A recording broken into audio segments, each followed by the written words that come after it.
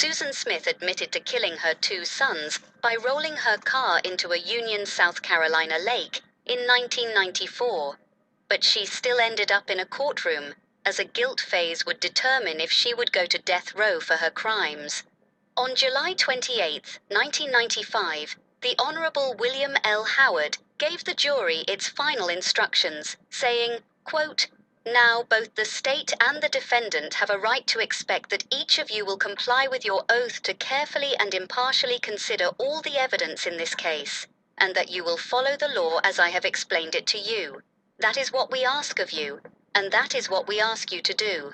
Now, ladies and gentlemen, at this time I'm going to ask you to go to the jury room for me for one moment while I go over this charge very briefly with the lawyers to make sure that I have included everything that I need to include. If I bring you back out to tell you again about an area of the law to a point of law, then please don't attach any special significance to that. It just simply means that I forgot to include it initially, or that I told it to you incorrectly. On the other hand, if you receive a knock at the jury room door and the bailiff hands in to you the statutory instructions and the forms for the verdict on proof of aggravating circumstances and the verdict on sentence to be imposed as to each of the 2 indictments, along with the evidence that's been presented in this case, that would be your signal to begin your deliberations.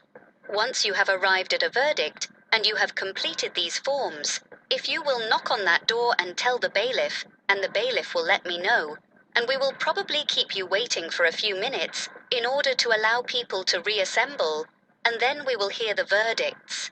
Now make no mistake about it. Your verdict will be the sentence in this case. That's how the law works. So you all will be making these decisions. At this time, I will ask you to go to the jury room." End quote.